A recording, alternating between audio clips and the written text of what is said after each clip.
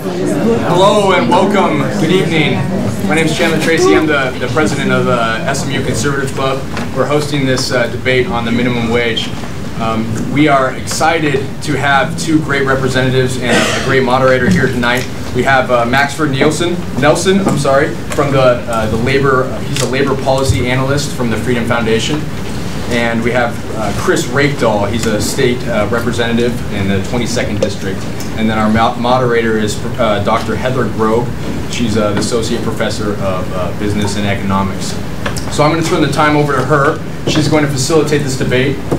Each representative on either side will come up, state their point or their claim on that certain section of the debate, and then they'll go down, and then we'll go from there. If there are any questions, please hold them to the end. That would be wonderful. And then, time permitting, we'll try to get to all the questions that that are available, and we will attempt to answer them all. And if you just raise your hand and then stand up as you direct your question towards the appropriate individual, that would be wonderful. So thank you so much for being here. I understand that chairs are very limited right now, so if you feel like your legs are getting tired from sitting too much, there's probably someone who would be more than willing to sit down. So again, thank you for being here, and enjoy. All right, thank you very much for everybody attending. I'm very glad to see so many people here. And thank you especially to our speakers, to our debaters this evening. We are going to have a couple of questions that are 5 minutes each with a 3-minute each rebuttal. So I'll begin with those. The first question that we have is there a need to raise the Washington state minimum wage? And joined with that question is, should the minimum wage be a living wage? Representative Reykdal, you have the first chance. Can everybody hear me okay? Well, good evening, and thank you for being here tonight. I think this is a critical topic in our state. You're going to hear a lot more about it in the coming years. For those of you who posted and stayed tuned to the election last week or so, you saw 4 states elect to go to a higher minimum wage, 4 very Republican states. 2 of those states had governors running for governor for their first term or re-election who are Republicans, both of whom endorsed the minimum wage in those states. What did they cite as their evidence or their want? Better economic conditions and more fairness. I'm State Representative Chris Reykdal. I represent this district, and there could not be a greater theme from 2 Republican governors in the state of Washington than economic justice, economic fairness, and what's good for the economy. Tonight we're going to explore that through the minimum wage, just one element of this entire conversation of what makes a just economy, what helps middle class and struggling families, and what ultimately makes an economy sustainable. The question fundamentally is, you know, is minimum wage good? Should it be raised? Should it be a living wage? No question about it. We are on unprecedented times. And this state, which we will explore a little later in some of my remarks, has a very unique reason why it needs to be even more aggressive than most states when it comes to minimum wage. Namely, because your services are eroding at a record pace because you don't have an income tax. So we build a healthy economy and a healthy public sector through retail sales tax and B&O. We need transactions. We need people with disposable income. And there is nothing in the history of this country that has done that more effectively than minimum wage and the Social Security safety net that we have today. Now, before I go much further, I want to tell you who we're really talking about in minimum wage, because there's a lot of myth out there. When many of us were children, the minimum wage was a teenager, maybe working in high school, maybe a summer job, maybe even a little bit in college. This is not your grandfather's economy anymore. 90% of minimum wage earners are over the age of 20. 55% of them are women. Those who make minimum wage are contributing almost half of the income to their family income. So if you do the simple math, many families who are on minimum wage are double earners, both earning minimum wage. They are struggling. They are raising children. They are college students with unprecedented debt. They are senior citizens in record numbers who cannot afford to retire due to the pension systems that have been cut beneath them. So they're working to supplement their health care just to survive and live an adequate life. That's the face of minimum wage. It's very rarely the teenager anymore, statistically speaking.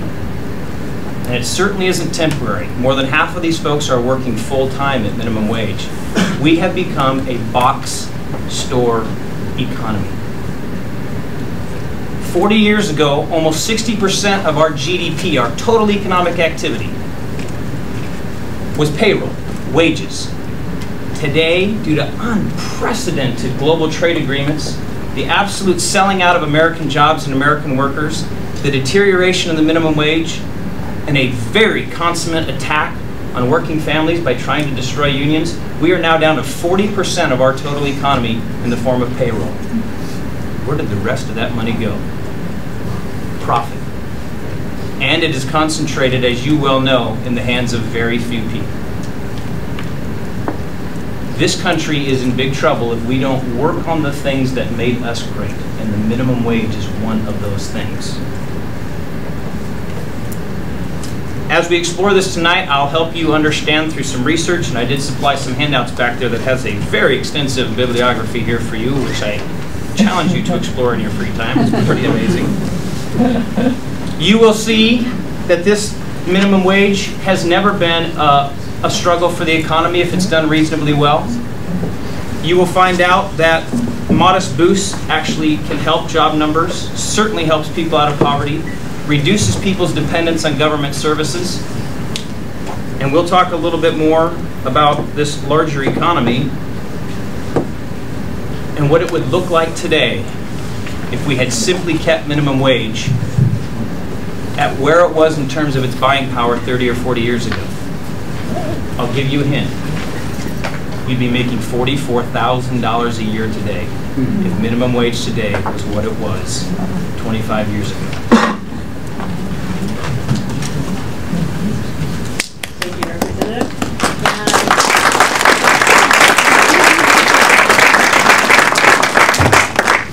Mr. Nelson, same question. Is there a need to raise the Washington State minimum wage, and should the minimum wage be a living wage? Good evening, folks. It is my pleasure to be with you here tonight. Thank you for the SMU Conservative Club, newly authorized, newly chartered right here, for hosting this event. I agree with Representative Reykdal. This is absolutely a timely and important issue, both in Washington State and across the country. And I also agree that we probably share a lot of the same goals when it comes to what we want to achieve for Washington State. Obviously, everybody agrees that we want everybody to be able to maintain a good standard of living. We want the economy to grow. We want the economy to prosper. We want individuals, and especially the lowest skilled individuals in Washington State, to be able to thrive as well. But the question is, how do we do that? And is the minimum wage an effective tool in reaching those goals? And we'll explore that, obviously, in greater detail tonight. But for the first question, is there a need to raise the minimum wage? Well, it's important to start off by noting that Washington State currently has the highest minimum wage in the country, at least at the state level. There are cities that have minimum wages that go beyond ours, but the current rate of $9.33 an hour is the nation's highest. So the question is that enough? Should we go higher? And again, there's much that we can debate there. Before I get too far, I would like to acknowledge Representative Reykdal's comments about who earns the minimum wage. And I'm not going to dispute those, but I will point out that much depends about where you make the cutoff for the age group. So Representative Reykdal, for instance, is absolutely correct. 90% of minimum wage earners are over 20 years old, but about 50% are under the age of 25. So we got to keep this in perspective. Overall, there hasn't been a huge, at least in recent years, there has not been a huge shift away from having younger workers, again, college students, high school students, being a good portion of the workforce that's earning minimum wage. But again, the question, for me, at least the way I approach this issue, is not so much about who earns the minimum wage, but what are going to be the effects on the people who do earn it, wherever they are, if we raise it. And that's a different question. So Representative Reykdal hinted at a couple of other arguments for a need to make the minimum wage a living wage, or certainly higher than it is now. And I would argue that these fall into two camps. There's the economic arguments, and then there's the moral arguments. And the economic arguments typically follow one of two paths. The first being that the minimum wage has failed to keep pace with inflation. As Representative Reykdal mentioned, if it had kept pace with inflation over the last few decades, it would be much higher than $9.32 an hour now. But actually, if you look at the historic average of the purchasing power of the minimum wage, what you can buy on a minimum wage salary, the average is about $7.79 in Washington State. It's about $7.79 in today's dollars. Of course, our current minimum wage is $9.32 an hour. If you cherry pick the data and you look at the peak of the minimum wage's value in 1968, we're slightly below that level now, the purchasing power. But if you take a broader view and you look at the value of the minimum wage over time, we're above the historic average right now. Second argument has to do with worker productivity, and I've heard this before, the idea being that the minimum wage, the purchasing power of the minimum wage has not kept up with worker productivity. And again, that argument is true if you're only looking at the productivity of the average worker. And the idea is, if people are producing more value, they should be getting paid more.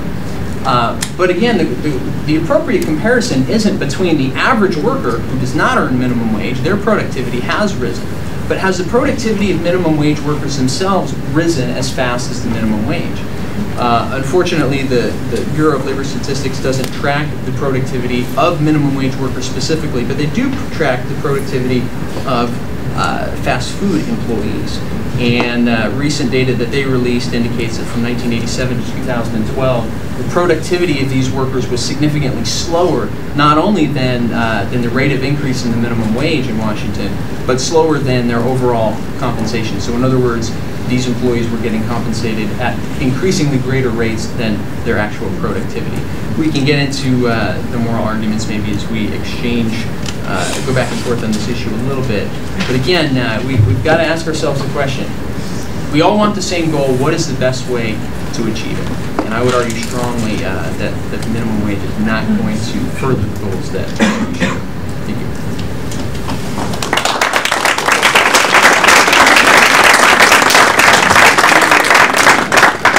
Representative, you have 3 minutes. Thank you. So Max spent a lot of time talking about productivity. Productivity, quite frankly, as you might imagine, is, how much does a worker produce individually over time? We've had probably the greatest boom in productivity in at least the last 400 or 500 years, in the last 30 or 40 with automation, computerization, mechanization, robotics in our manufacturing. But it has hit retail. With global supply chains, with real-time delivery systems, with sort of on-demand, on-time service. It's even hit fast food. I toured a McDonald's recently, got through the whole back of a McDonald's to really understand the automation that's involved there. What I think we don't understand in this economy is how dramatically all of that has changed. Today, 70%, any of you college students who want extra credit class tomorrow, write this down. 70% of Americans' workforce, and including 70% of Washingtonians, work for less than 2% of all the firms in the United States of America. 2%. Less than 2% of all the companies in the United States employ 70% of the workers. Think through it. Home Depot, Costco, Walmart, Boeing, Microsoft. We could go on and on. Some great companies and some whose track record aren't so good. My point of all that is to suggest to you that there is no material difference in productivity. These companies have global supply chains. They are squeezing American manufacturers. They are exploiting trade agreements to bring the cheapest products they can possibly find around the globe to us. And they're automating work to the point where we have shrunk as a labor force in terms of their total cost structure. So the fear you always hear from the Freedom Foundation and others is if you raise wages, you're surely going to put people on the brink of closing businesses. No question. I would not stand here and tell you that raising the minimum wage from $9.32 to $12 won't put some business owner who's desperately on the margin in trouble. But for the 70% of Americans who work for global companies, there is absolutely no risk. And data out of Harvard and MIT and Berkeley tells us that there is a less than 1% inflation assumption if we move the minimum wage in this country to the president's proposal of $10. You were talking about incredible infusion of economy, disposable income, people actually getting off the public sector caseloads, supporting their own lives at almost no inflation because of those global supply chains. The very thing that the Freedom Foundation argues is hurting us, productivity, is the very thing that saves us and allows for workers to earn more wage than they have ever earned if we have the courage to do it for them.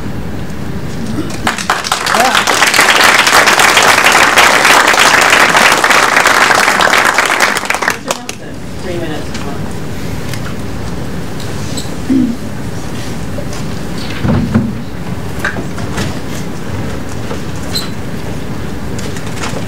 Well, I think Representative Reykdal may have misunderstood a couple of the points that I was trying to make.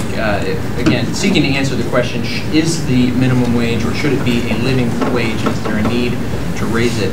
The only point that I was trying to make was that we can try to tie the reason for increasing the minimum wage to an economic reason. And the two that are most typically offered are, again, that the minimum wage hasn't kept pace with the cost of living, which in Washington State is not correct, and that the minimum wage has not kept pace with the productivity of minimum wage workers, and that as well is not correct for the reasons that I established prior to that. Representative Reykdal did bring up some other points related to how minimum wages affect employment. I'll save my response to those once we get a little later in the program.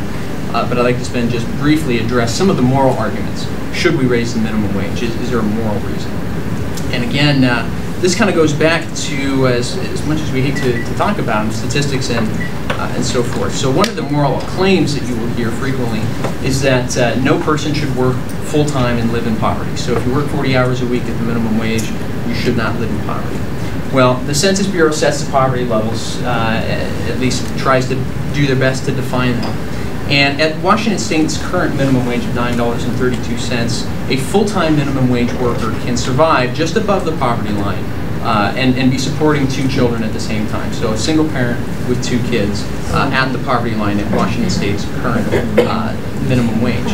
Now, of course, that doesn't mean that people aren't still struggling and having a difficult time making ends meet. And this is where the mentality of making the minimum wage a living wage enters into the picture. And the idea, of course, of the living wage is very simple. People should make enough. The minimum wage should allow people to make enough to make ends meet. But again, that very simple concept becomes incredibly difficult to nail down. And I would argue that even advocates of dramatic increases in the minimum wage can't agree exactly on what a living wage is. For Washington, I've seen estimates ranging from $9.60 an hour, not far from our current level, all the way up to $17.55 an hour for a single worker. There's little agreement about what a living wage actually is when you start to try and hammer it down. It's not a moral claim anymore. Now, we've agreed on this concept, but there's no way to tie it to any kind of actual moral principle. Should the minimum wage be high enough to support a single mother with 2 kids, 3 kids? Should the minimum wage be different for, say, a high school teenager in a suburban home than a primary income earner? Those are the types of questions that very quickly you see muddle the discussion about what a living wage actually is and should be. So I would argue there's not really any economic or moral argument that we can make that raising the minimum wage is a necessity. It may or may not have economic benefits, and that's what we'll discuss shortly.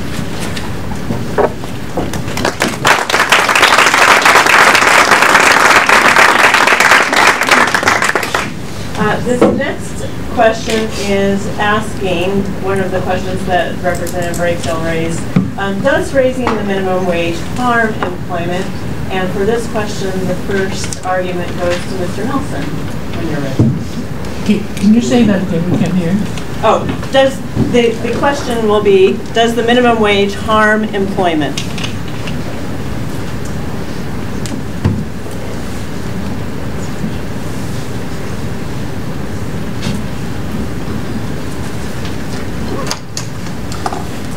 So back to talk about the economic consequences of increasing the minimum wage. Does increasing the minimum wage have an effect on employment? Is it a negative effect? Is it a positive effect? Most emphatically, I would argue that the higher you raise the minimum wage, the greater negative impact you're going to have on people's ability to find jobs. The best or the worst part of that impact is going to be felt by the least skilled, least educated, least experienced workers in the labor market. The theory works something like this. So when labor gets more expensive, just like when anything else gets more expensive, employers will try to do with less of it. They'll try to cut hours. They'll scale back benefits or slow expansion. Maybe they won't hire that additional worker that they were thinking they would. They might lay off workers entirely or replace them with automation, machines doing the work instead of actual human beings. And again, the people that are going to get laid off or have their hours cut first are the ones who are the least productive or least experienced because their labor is no longer producing value for the employer, or it's producing less value for the employer than it used to. Now, that's the theory, but does the evidence back it up? And I would argue most emphatically it does. Up until the 1990s, there was a pretty solid consensus that increasing the minimum wage decreased job opportunities. In 1993, Princeton economists David Card and Alan Kruger published basically the first study challenging that assumption. And they argued that actually increasing the minimum wage improves job prospects. And they examined an increase in New Jersey's minimum wage. Other economists determined that the Card and Kruger study used faulty data. It was debunked 2 years later in the same academic journal in which it was first published. Card and Kruger even repeated their study with different data in 2000 and walked back their initial claims substantially. In 2006, a survey of recent minimum wage studies published by David Newmark out of the University of California and published by the National Bureau of Economic Research found that 85% of the most credible studies found that increasing the minimum wage had a negative effect on job opportunities. It decreased employment. Again, since that 2006 literature review, there have been a number of economists who have come forth to try and challenge that consensus. Five or six in particular. 3 of the 5, at least, that I have on my list from University of California, Berkeley. But again, they've changed the research methodology, and we probably don't have time to go into it too much. But basically, they're arguing that the increasing the minimum wage doesn't have a negative effect on employment. Last year, leading minimum wage expert David Newmark, director of the Center for Economics and Public Policy at the University of California, Irvine, exposed significant methodological flaws in these studies and concluded that, quote, neither the conclusions of these studies nor the methods that they use are supported by the data. Perhaps one of the more newsworthy findings to come out of this year came from the Congressional Budget Office study earlier in the year, which kind of averaged out some of the conflicting studies on the minimum wage. And they estimated that a federal minimum wage of $10.10 an hour would eliminate about 500,000, as many as 1 million jobs nationwide. And again, of course, minimum wages tend to harm the youngest workers the most. There's a number of studies to this effect. One from last year by Aspen Gori of the University of California, Santa Cruz, found that the U.S. minimum wage increases at the federal level between 2007 and 2009 increased unemployment for 15 to 24-year-old workers by 2.8 percentage points.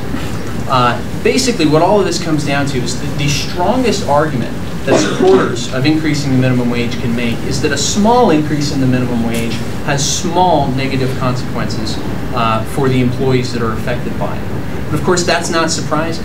When you start talking, however, about increasing the state or the nation's highest state minimum wage from $9.32 up to, say, $12 an hour, or as some would argue for $15 an hour, then you start getting into some serious territory.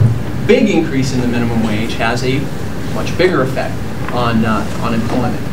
So the principle is the same.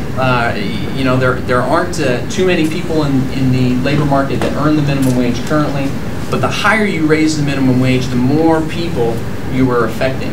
So instead of you know, basically anybody who earns between $9.32 and $15 an hour would be affected by that increase. And of course, again, the higher you raise the minimum wage, the larger the negative consequences are going to be on unemployment. So I would argue very strongly that the balance of the research on the issue shows that increasing the minimum wage harms employment, particularly for the least skilled and least educated.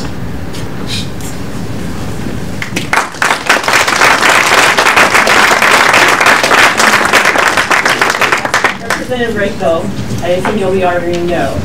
Does the minimum wage harm employment? Thank you. So I'll see your UC Irvine and match you with the UC Berkeley. The mothership of the UC system. So there has been an unbelievable amount of research in this area of minimum wage. A lot of it for the last 30 or 40 years really did center around this question of jobs, and more recently it's gotten more sophisticated. Is there price inflation as a result of this? They've gotten more sophisticated. Does it temporarily impact jobs or prices? And then what does it look like over the long haul?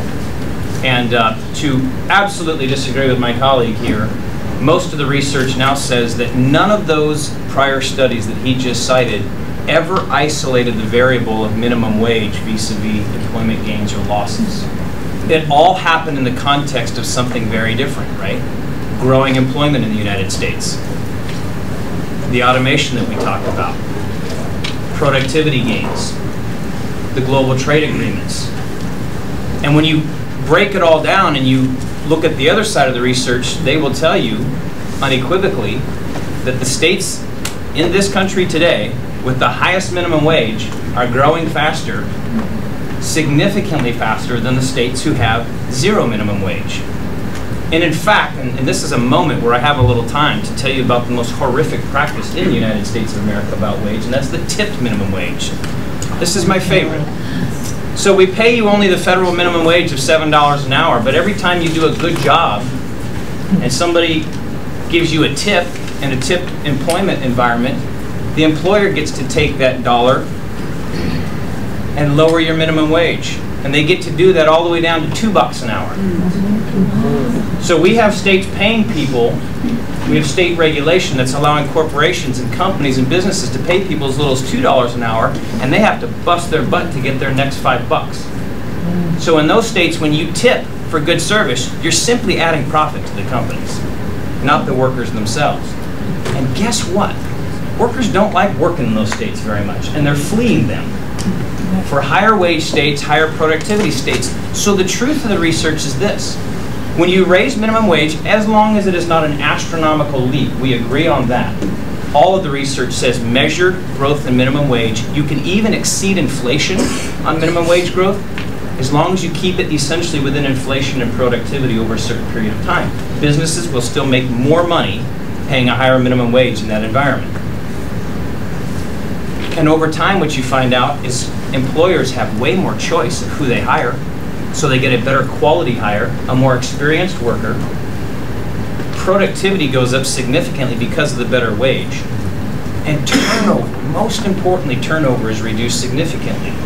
And that is an enormous cost for all of you MBAs in the room. It is a serious cost to business. The training on the front end, losing them, the litigation risk, the unemployment insurance costs, ultimately the recruitment of that, the bringing them in, the retraining, that alone is marketable and valuable to employers all across the country. This is why Costco, this is why Starbucks, this is why some of the great companies in our state stood up there with President Obama a few months ago and said we should absolutely be raising the minimum wage. We surpassed that number a long time ago in Washington because we needed quality people. And they're right. It's good for business to raise the minimum wage. So finally, I gotta put my Berkeley study out there. Absolutely the best stuff. It's in your packet. 2010 research. They're updating it. They looked back over 20 years at every single minimum wage increase in the United States of America, whether it was a county or a city or a state. They then went to the next jurisdiction over that did not raise the minimum wage, a county for county, a state for a state, a city for a city. And they said that's where the flight should be. Businesses would theoretically flock to get lower wage workers. And that should be real. And the higher prices, if they exist in these high minimum wage places, should drive consumers to these other jurisdictions. 20 years of data, over 200 individual minimum wage increases. Absolutely zero statistical significance for flight. A reasonable minimum wage moved with inflation and even productivity can sustain workers, can get them off public assistance, and does zero harm to business and does zero harm to the employment market. Well, rather than add additional points, I'll simply do my best to respond to the points that Representative Reykdal just made. A couple of things to note. You mentioned the tip credit, and there's there's a whole debate that you can have about that issue in particular. In Washington State, we have no tip credit that is below the minimum wage of our state. If you're a restaurant employee in Washington, you get $9.32 an hour just like everybody else. At the federal level, the tip credit just means that your employer pays, as Representative Reykdal said, less than the $7.25 an hour. And if you don't make that up in tips, if you don't make up the difference between the tip minimum wage and the full minimum wage, then your employer is supposed to pay you the difference. So the idea is that everybody gets at least the minimum wage, if not more than that. But again, separate discussion. A couple of points that Representative Reykdal made that I think are worth addressing. He noted that increasing the minimum wage gives employers more flexibility in who they hire. Basically, they can be a little bit choosier about who they hire. But again, I would agree, certainly, if a business is going to pay $12 an hour for an employee as opposed to $9 an hour, they're going to want to make sure that they have the best possible candidate for that position. They might not take a risk on hiring a less skilled or less experienced worker. They're going to command that higher wage is going to, they're going to expect more for what they're getting. And again, this goes back to the point that I made the last time. Who are the folks in that kind of situation who are going to be harmed the most? It's going to be the least skilled, least educated workers who are going to be losing out to the more skilled, more educated workers. Maybe the retiree who decides, I'm going to go back into the labor force because I can earn a higher wage now. And those, again, those at the bottom end of the scale are going to be harmed the most by that kind of situation. As far as the idea that increasing the minimum wage would decrease turnover of employees, I would point out that employers themselves, businesses, want to function in the best way possible. They want to make the maximum amount of profits that they can. But the employers also know how to best run their business. And I would argue that if a particular business could save money by paying their employees a higher wage and decreasing turnover, they will do that voluntarily, and already do that voluntarily. The businesses that are going to be harmed by increasing the minimum wage are the ones who, for one reason or another, that's not in their interest. That's not going to be in their best interest. So you're going to have negative consequences when you force it to happen. Last point, the idea that Costco supports increasing the minimum wage, some of these other businesses support increasing the minimum wage. I would like to point out Costco supports it because they already pay more than a minimum wage. Their competitors, their smaller, less established competitors, don't necessarily pay wages that are as high. So they're basically supporting a regulation that's only going to harm their competitors. It's not a big surprise that big businesses frequently support increasing the minimum wage.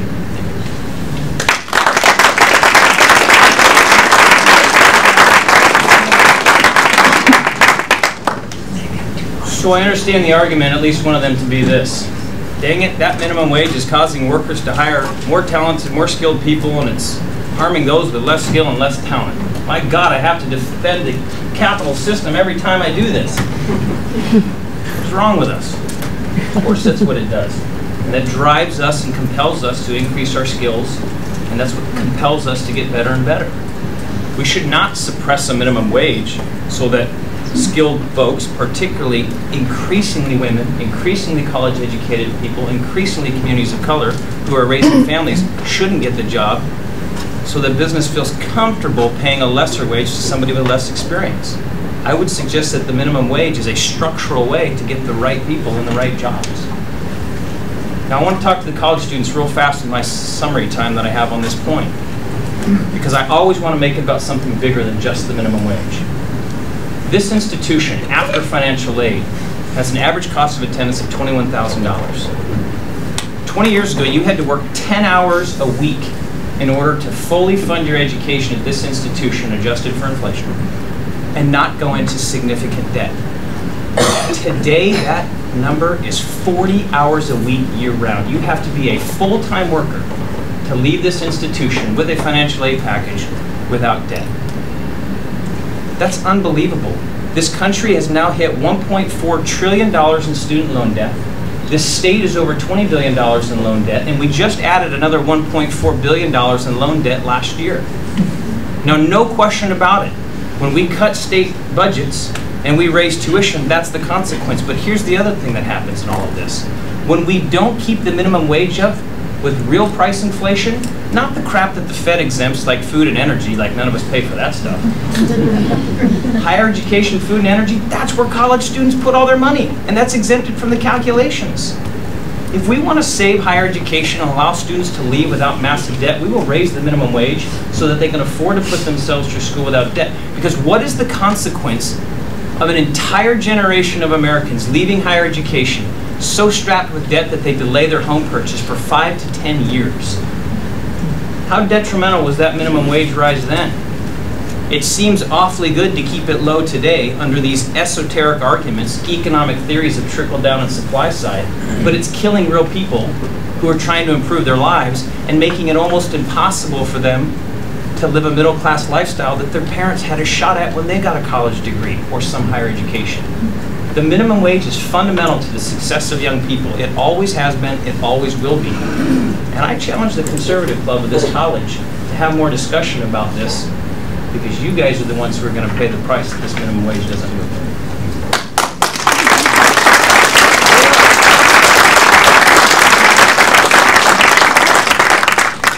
Okay, I think in the interest of time, we'll be skipping the next price question, and if we have time, we'll come back to that. So the next question goes again to Representative Reykdal. Does the higher minimum wage produce an economic stimulus? And you will have 4 minutes. So does the minimum wage create an economic stimulus? Again, there'll be dueling debates about this in terms of the research. No question about it. For millions of Americans, whether we move to $10.10 an hour or move beyond that, it creates an immediate economic boom. They have more disposable income, they spend more in the economy. So most economists will suggest to you that while there will be businesses harmed by that, the economic reality is that you've got a lot of infusion of resource into the economy. So where the one business fails because they are so desperately on the margins, that demand doesn't change, right? If you're going to go eat, at the local burger joint, you're still going to go to the burger joint. You may have 9 options instead of 10, but you're still going to do it. And oh, by the way, you're going to do it, and the person working behind that counter is going to make a lot more money than they did before, and they're going to put that money back into the economy. And so the cycle of what's possible in the minimum wage is what we've experienced for the last 70 or 80 years in this country, which is that the minimum wage never hurt the overall economy. It was stimulatory, particularly in very desperate times when we had to infuse cash. Now think of the consequences of doing it the Federal Reserve way, where we don't actually put money in the hands of the folks who need it the most, who stimulate the economy through their purchasing. And let's remember, low-income folks spend 100% of their income. It's not like this stuff is tracked. The consequences of the Federal Reserve System is, maybe that minimum wage, but for sure, let's lower interest rates to infuse capital, which will go to banks, who will only give loans to the most credit-worthy folks, aka global corporations, who will take massive amounts of loan money out of banks at low interest rates, purchase their own stock back, which will immediately boost their share price beyond anything they could have dreamt of, go buy other companies globally, squeeze them, cut them up, dissect them, make money when they sell those assets again, and then pay back their minimal loan. One way deteriorates an economy. The Federal Reserve way of supply side, where you put money into the economy through low interest rates and direct purchasing of corporate bonds. The minimum wage way is a bottom-up, middle-out way of actually putting capital in the hands of people and then letting the private market do its job, which is businesses will fight more aggressively than they ever have to win that customer who has disposable income. They will get as productive as they can. They will bring services and products to you that you want. An economy that puts money in people's hands is an economy where capitalism can thrive, where people can take risk, where there's disposable income. An economy that trickles the money in at the top, that never sees the bottom, never sees opportunity. And that's how you get a nation where 70% of us work for less than 2% of all firms. We have to turn this around so that there is a meaningful economy going forward for people, so that college students leave purchasing homes, getting married, buying cars, exploring the world, not simply taking any job they can just to pay the interest on their student loan debt. This is our moment, everyone. This is our chance to say, you know, that kind of worked for us for the first 70 or 80 years before we started freezing this thing and cutting it back. This is our moment to have an economy that is bottom up and middle out and not trickle down. This is our moment, but it is hard. There are consequences. I do not disagree that some folks will be harmed in this. There will be a business that doesn't make it. An anecdote would point to that and say we shouldn't do it. But public policy is not about making everybody whole. It's about on-balance decision-making. On balance, does an infusion of lots of capital and resource and disposable income outweigh some of the consequences in minimum wage? No question about it.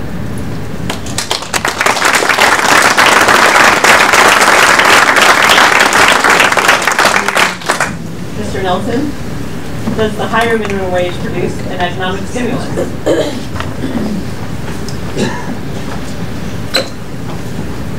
Well, I would have to take issue with Representatives Reykdal's characterization that there are dueling studies on the question of does increasing the minimum wage act as an economic stimulus by giving low-wage consumers more money to spend. In fact, I would be so bold as to challenge the representative to bring up a single study which shows a net, on balance, there is an economic stimulus that results from increasing the minimum wage.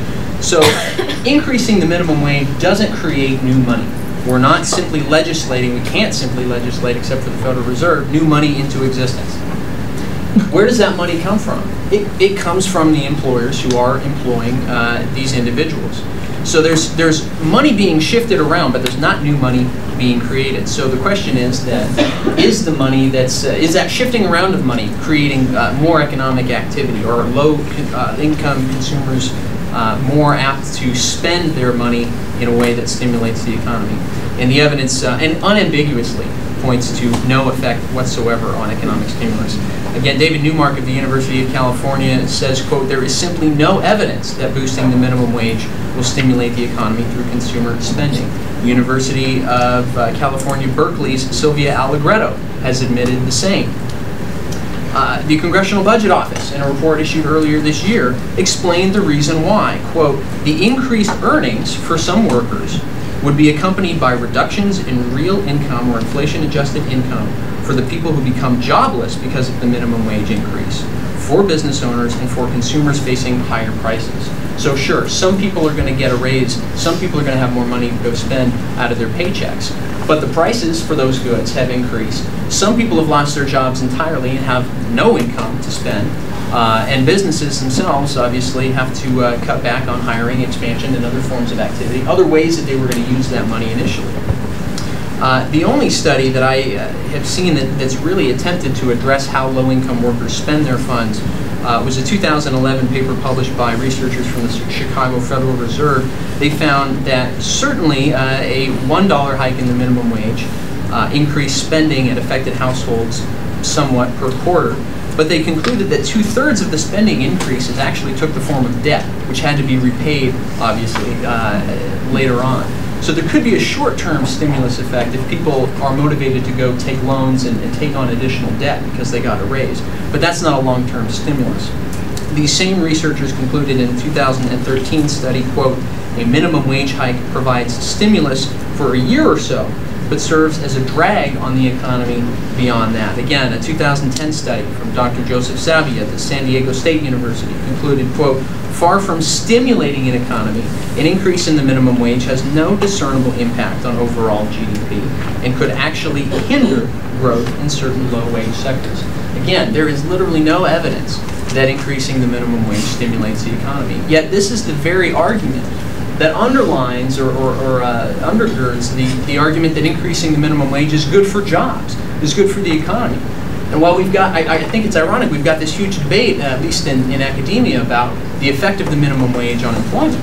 But when it comes to examining the effect of the minimum wage on economic stimulus, the fact that employment does decrease because of a higher minimum wage, because prices do increase because of a higher minimum wage, cancels out, in economic terms, the gains made by some low-income workers and the ability of some low-income workers to spend more in the economy.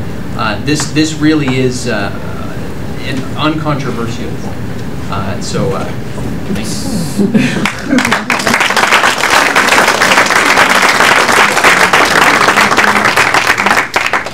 Representative Reykdal, you have a mere 2 minutes. A mere 2 minutes.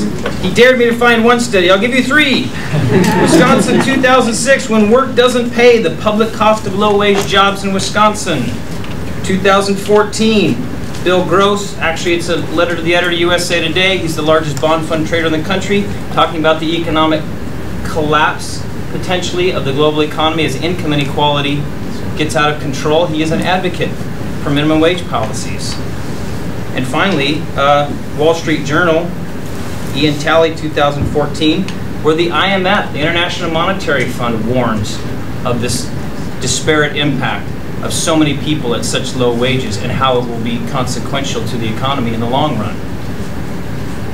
The research that my colleague cites here in this, understandably, always comes from a conservative perspective, and it almost always looks specifically at the short-term run and the business-to-business private sector transaction world. What I've tried to show you today is that there's a larger economy at stake, your tax dollars. What these studies what they rarely account for is what happens when we have lower student loan debt and students can afford to put themselves through school. What happens when $4.6 billion a year in this country would be saved in food stamp assistance if we simply move the minimum wage to $10.10 an hour, as the president has suggested? Those things ripple into the economy in the form of actually balancing our U.S. budget, actually putting money back into our national park system, our higher education system, our financial aid systems. When we reduce people's dependence on the public sector, it frees up your tax dollars to do something that you think has higher value, or, God, imagine this, your taxes would be reduced. Not a bad consequence of raising the minimum wage. When you look at all the economics, the public sector and the private sector benefits, there is no question that this is good for the economy, long-term and short-term.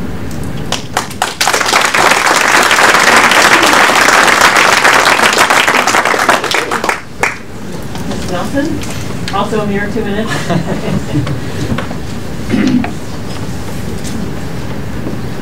2 minutes should be sufficient.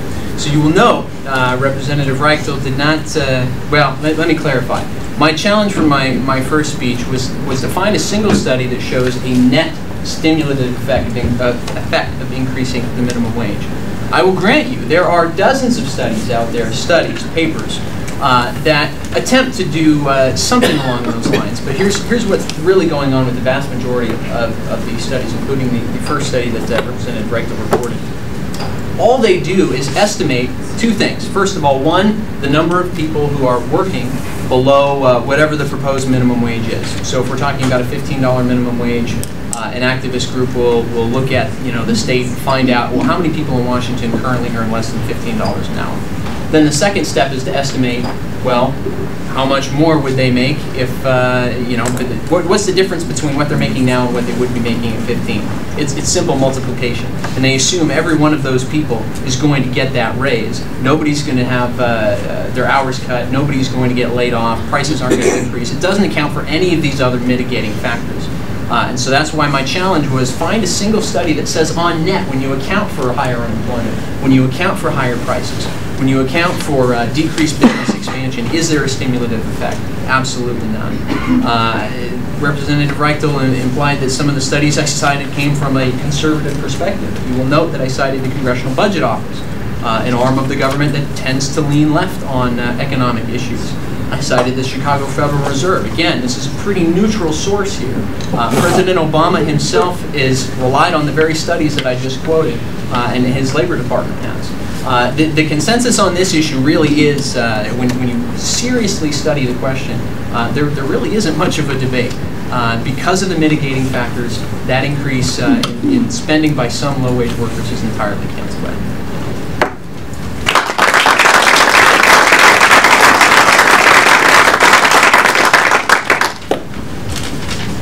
In the interest of fairness, now I think I'll switch this up a little bit and allow you to argue the case for Mr. Nelson.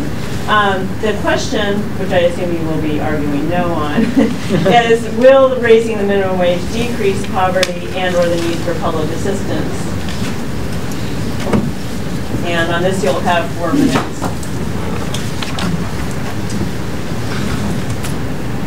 Well, arguably, this is one of the primary concerns that we have about the minimum wage. If we're going to be increasing it, the idea, right, is that we're helping the least skilled, the low-income folks in the community. So answering this question, I think, is key.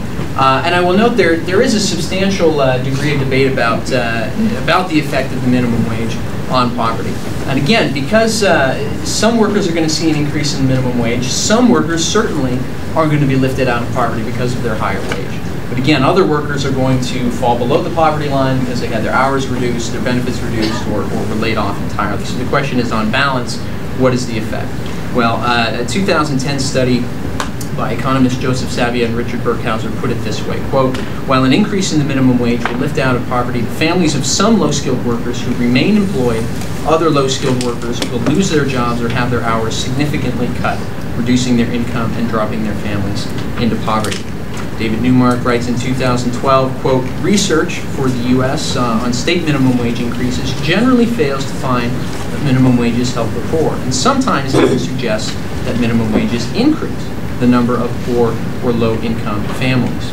I find it interesting as well that David Card and Alan Kruger, who are champions of those who like to increase or advocate for higher minimum wages, because as you remember earlier, these were the guys that came out with the first study arguing that increasing the minimum wage is good for jobs.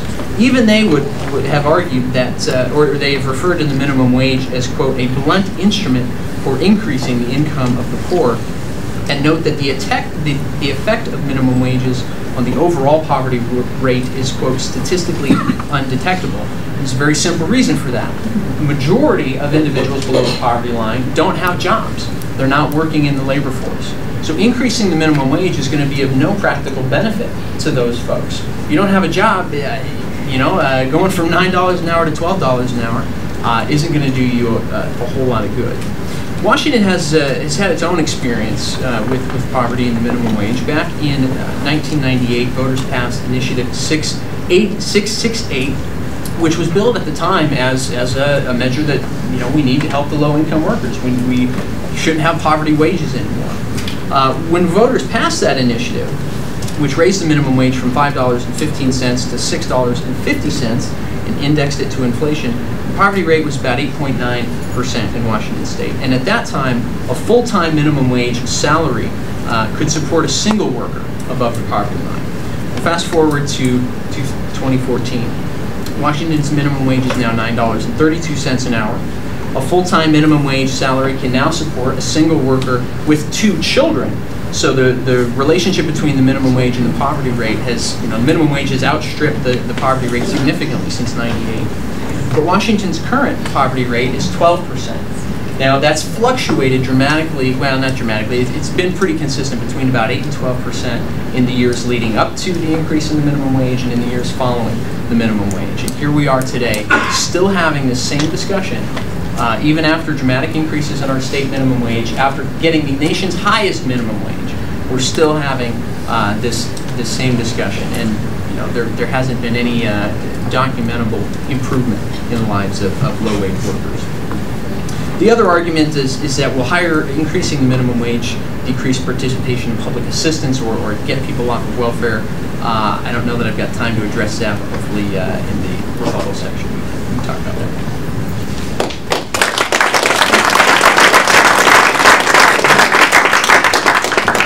And again, the question is, will raising the minimum wage decrease poverty and/or the need for public assistance?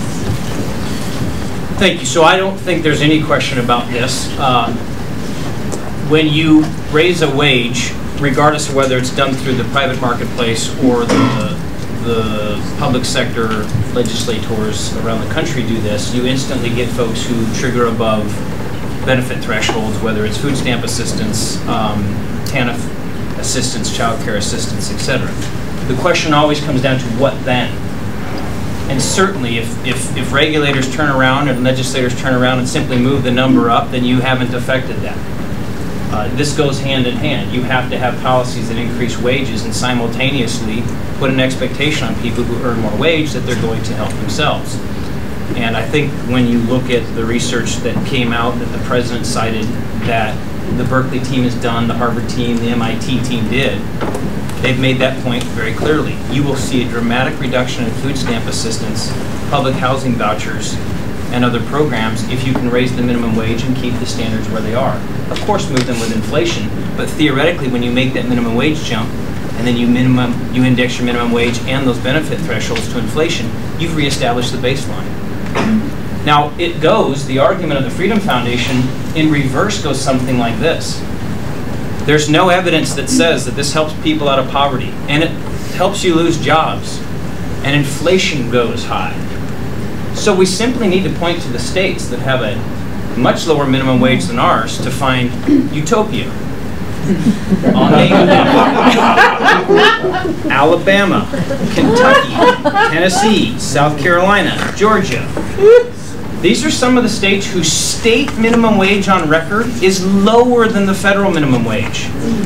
And only because those rat bastards in DC make us pay people a poverty wage, but we pay them more than what our state statute says. These are right-to-work states with a culture and a history of oppressing wages and keeping the minimum wage very low. And their poverty rates are out of control relative to the states with higher minimum wage, a point I made earlier. Job gains in the last 10 years are significantly faster in the states with the highest minimum wage. Jobs lag in the states with the lowest minimum wage. If the Freedom Foundation argument of essentially austerity on steroids came true, we should just cut our minimum wage. We should just pay people $2 or $3 an hour. If we just had more people making less money, everyone would have a job and be happy. Okay, it doesn't hold up. If you believe at all that we should have a minimum wage, then the question is, what is the proper minimum wage? And that gets back to this question of what lifts people out of poverty, but delicately places that wage in a position where you don't have too much wage inflation and doesn't displace too many workers. There are great algorithms for this. There is research that looked exactly at Walmart, and said if Walmart nationally moved their minimum wage from wherever they are in each of the 50 states to $12, price inflation would be 1.1%. But millions of people would instantly have the ability to lift themselves out of poverty. And only then would Walmart stop coaching their workers to go get on public assistance. This is the definition of how you change an economy from the bottom.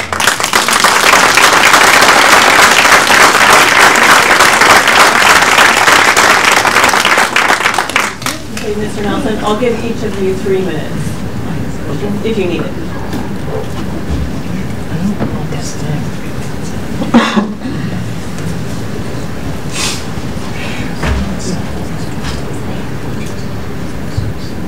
Okay, well, there wasn't much for me to address in the way of poverty specifically in the last speech, but I will address several of Representative Reykdal's points. And he noted that food stamp and other public assistance benefits tend to decline. Less people are receiving benefits, or they're receiving fewer benefits when you increase the minimum wage. And of course, that would seem to be reasonable. However, you've got to think through, and I think Representative Reykdal was getting at this, you have to think through, again, how the money is being shifted around, because we're not creating new funds by legislating a higher minimum wage. We're shifting stuff around. So and again, you have to ask yourself the question, who are we trying to benefit? So if we're increasing the minimum wage, and that means now that employees have a harder time, or workers have a harder time qualifying for benefits, or they lose certain benefits that they had before, are they materially any better off after that shuffling has taken place? And I can't tell you for sure that it's probably going to vary from one person to the next, but you have to at least recognize, sure, we're giving you a higher salary in one hand, but we're taking away some of your government benefits in the other. Now, you could argue that, well, at least we're not subsidizing businesses anymore, but you have to think through, again, who's paying for it now? And I would argue that what employers and what consumers are no longer paying in taxes to support low-income workers through public assistance, they're now paying for in the form of higher labor costs for employers, increased prices for consumers. again, for every one of these economic actions that we take, there's going to be consequences that balance them out. Representative Reykdal pointed out that low minimum wage states are not utopia. Well, and I would just simply point out that there are other variables at work than simply the minimum wage. Washington State is a great state to work, great state to live. But Boeing is not in Washington because we have a high minimum wage. Microsoft is not in Washington because we have a high minimum wage. There are other factors at work for Washington's success, and there are other factors at work in other states which make them less competitive. The minimum wage is not the only variable out there. And I would point out as well that there really is an evidence out there that shows that these lower minimum wage states are performing, at least in the job area of jobs, any worse off than minimum wage states that have high minimum wages like Washington. In fact, our state has a very high, just nationally high, teenage unemployment rate. Again, good argument to be made that that's because of our high, comparatively, minimum wage.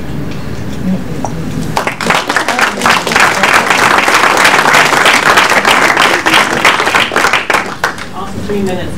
Thank you. So the fallacy of fungibility. The argument goes something like this.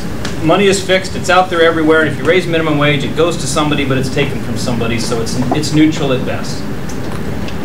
Well, the problem is, you're living in 2014, not the 1400s. In 2014, 10% of Americans take in about 2/3 of all the income in the country and possess about 80% of all the capital. Now, God love Bill Gates. The last time I checked, he only uses about as much toilet paper as I do. So the problem is, you can't make the fungibility argument. The reason it's stimulatory is you essentially take a small bit of corporate profit. Essentially, you're taking a little bit of money out of the hands of very few shareholders or the very wealthy CEOs who don't spend a very high percentage of their income in the disposable economy at all, and you basically pay people who put 100% of their spending directly into their local community. That's the other thing. It's not just that we're essentially freeing up money, which is the Federal Reserve's entire goal, right? They print money to try to get people to spend. But we have a way here that keeps our debt from going out of control. You simply pay people a fair wage that keeps up with inflation and productivity. They then put that money in the economy. Now, I'm sorry, but that unfortunately creates a competitive environment where our nation's corporatists will have to go out and fight again to accumulate all of it. But Thomas Jefferson actually told us that's how it's going to work. That every so often you're going to concentrate wealth and you will have to use public tax policy in order to rearrange that. That's what the minimum wage does. It takes money away from those who don't spend 100% of it. It puts it in the hands of people who work hard, who do, so that they can buy more of the products and services of those people who have all that wealth. It's actually a brilliant model. It's a self-funding model. But the thing about Washington that's so unique is that in a state that has a high minimum wage like ours, $9.32, number one, we've lost nothing in terms of our excellence in terms of employment, right? We are one of the best growing economies, and Max mentioned that. It's not because we have a minimum wage or we don't. It's because historically, our wage structure and our compensation packages in this state funded a public sector that had one of the best higher ed systems, one of the best K-12 systems. So when you put a minimum wage in place and you take money out of a corporate CEO, particularly in box store America, you are importing wealth from mostly southern states, candidly, where the Walmarts live, and you're putting it in your own economy. That is not a bad deal. That would be a horrible deal for Boeing, except Boeing sells almost no planes to people in Washington. Maybe some of you own them. But we don't have that same effect. Our CEOs don't run that same risk that we do. It's the box stores who contribute back to the economy when you raise the minimum wage. And that's not a bad deal at all. Yeah.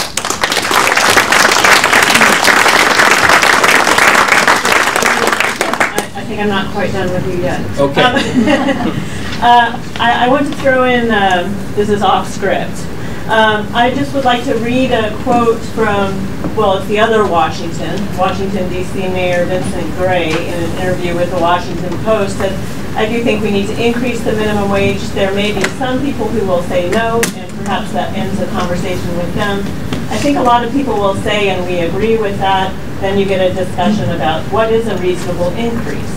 So my question to you, and will be also to Mr. Nelson, what is a reasonable increase? Would you argue that we need to have a higher Washington minimum wage, or is the current policy of increasing the minimum wage for cost of living adjustment appropriate?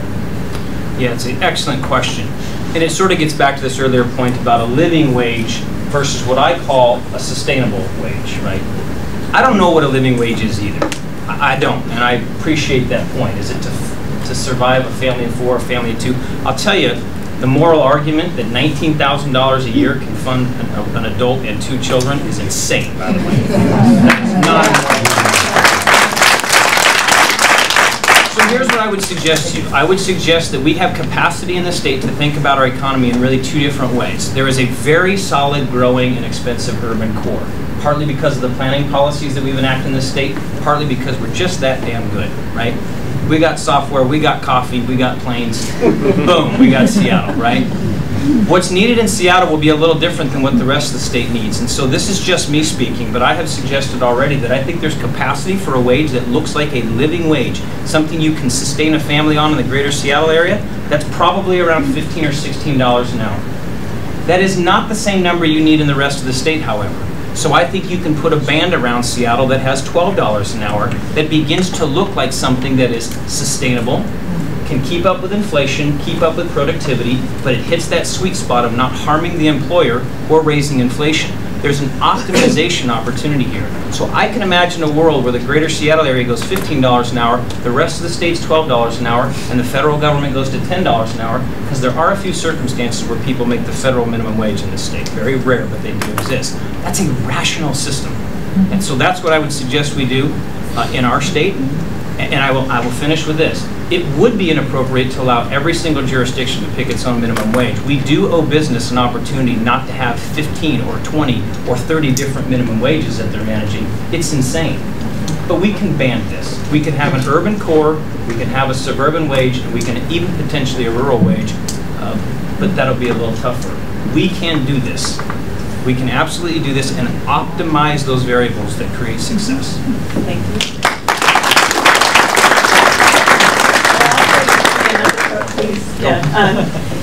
Which is kind of bringing some of the arguments that I think that you were making by Arthur Laffer, economist. The minimum wage is the Black Teenage Unemployment Act. It is the guaranteed way of holding the poor, the minorities, and the disenfranchised out of the mainstream. That guaranteed way is if you price their original services too high. Do you agree that the minimum wage is priced too high at $9.32 an hour? If it is, do you agree that there should be a decrease? And if so, what should that reasonable decrease be? Well, or should it be abolished? Sure. I think you can make a good principled argument for eliminating the minimum wage or for not having one in the first place. But given that we do, I think maybe the best place to start would be just delinking it from inflation. So you're not cutting it necessarily, you're just letting the purchasing power decline over time and make it irrelevant. If it is true, and I would again strongly argue that it is, that increasing the minimum wage harms low-skilled workers, Black teenagers who have an incredibly high unemployment rate, who are prevented from entering the labor force and getting skills and getting stability and getting workforce experience and a track record that allows them to build and advance upwards in the economy. As long as we have a system that's preventing that from happening, that's denying that opportunity to individuals, I think we have a strong moral case for taking appropriate steps to make sure that that's not happening, that the minimum wage is not pricing people out of the labor market. You have to ask yourself, if one worker is willing to go to an employer and say, hey, I want some entry-level experience, I'd be happy to work for you for $8 an hour. The employer says, okay, well, I could probably make that work. Who is the government then to step in between that relationship and say, no, actually, you're being exploited, you can't work for that. And in Washington State, that's exactly the situation that we have. It doesn't matter if I want the job, if I'm more than happy to take the job at $8 an hour, I can't do it. My employer will be breaking the law if he offers me a job at that rate. Now we can try to minimize the negative consequences of the minimum wage and have a different federal minimum wage and a different state minimum wage and different city minimum wages. But we're just trying to get around what is a fundamentally flawed policy. We're trying to ameliorate the consequences of a broken economic tool. So I think there's a strong principle case to be made that we should make the minimum wage relevant. Okay. We have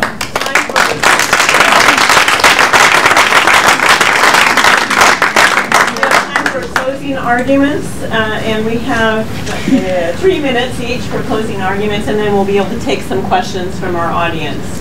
All right. Wow, 3 minutes. Okay. One, the minimum wage isn't your grandma and grandpa's minimum wage. People are actually raising families on this now. It's an enormous contribution to their family income. We are devastating college students and the next generation of folks who are going into record debt in order to put themselves through school. I told you I'd get to an argument about your state that's very unique, and I want to make this very clear to you. You have a state without an income tax. The reason why that is so critical in this conversation is we don't have the money to pay for the vital services that most of us grew up with, like subsidizing higher education through direct state dollars to avoid tuition. That's astronomical. Like public parks that don't require a fee. Like a K-12 system where the class sizes are impactful for learning. That state is deteriorating as many of us knew it. Now let me be very clear about this. When I was born, 42 years ago, our state revenues that funded that system were 7% of GDP. That's it. 7% of GDP. 42 years later, we're under 5% of state revenues to GDP. Every 1% is $3 billion a year that we otherwise would pay to prop up vital services that impact our lives and lower our private sector costs. Lower tuition. I wouldn't be spending $300 a year for my 2 kids in supplies at the beginning of the school year. There are consequences to a public sector that has starved the resources to take care of a socially responsible society. The consequences are you pay them in the private marketplace. Now some of you say, great, I don't go to parks, I don't want to pay for them. But the day we believe that this society is about every person's want relative to every person's ability, we are doomed. Because every single one of you, if you took public education in this state, got a $130,000 gift the day you were born. $10,000 per year for every student. It's a pay-it-forward society you live in. We all got a K through 12 education, many of us higher education, because of a commitment we made to each other. That only happens in a state where we have a fair tax code. Now, very quickly, how did that all work? Because without an income tax, we rely on sales tax and B&O tax transactions, so that our low income and our poor pay 12.5% in taxes. Our very wealthy, less than 4% in taxes. We've concentrated wealth at a record level. It has global consequences we've talked about tonight. But in your state, it means you're starving your own children and your own grandchildren of vital services so that the very elite can have more money. When you put that income in the form of higher minimum wage and other benefits in people's hands and they spend it in the economy, their lives are better. We get job growth, we keep inflation to a minimum, we give people opportunity, we make the world more competitive, and your tax coffers recover so we can put the money back in the economy. We're going to make this work again. Thank you.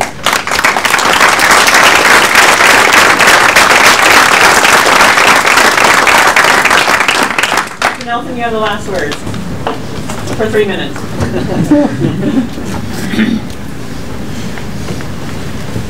Well, we've heard repeatedly tonight, and I think it's fair to say that many of Representative Reykdal's positions and arguments rely or hinge upon, again, the idea that a higher minimum wage actually is good for the economy overall because it stimulates consumer spending. People have more money in their pockets to spend.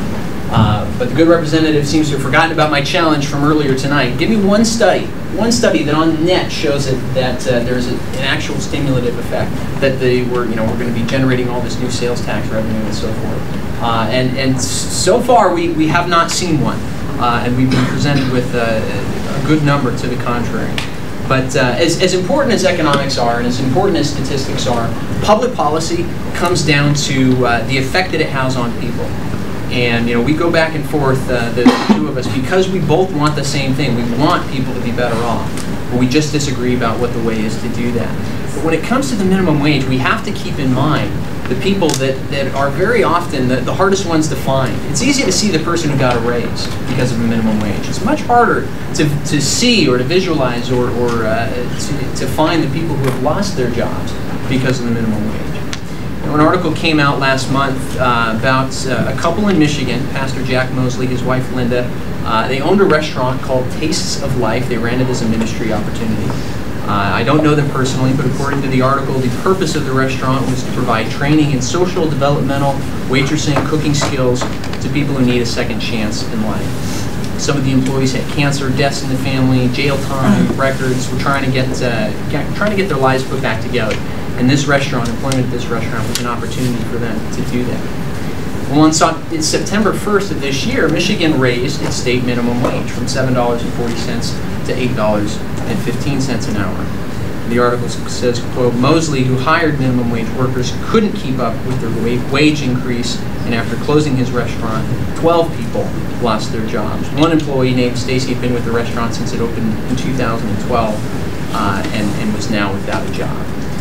My own experience with the minimum wage, I have to keep in the back of my mind, working my way through college, washing cars at a Toyota dealership at a minimum wage job. It was full-time work over the summer, helped me pay the cost of going back to school each fall.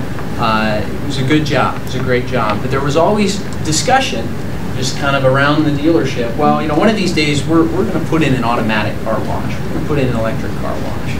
And that's probably going to happen someday, regardless of whether the minimum wage increases. But if the minimum wage had increased to $12 an hour, $15 an hour, I guarantee you that automatic car wash would have gone in a lot sooner. And my job that helped me pay for my college bills each summer would have disappeared a lot sooner. There's a human cost to increasing the minimum wage, and I would argue on balance that the cost simply is simply not worth the benefits.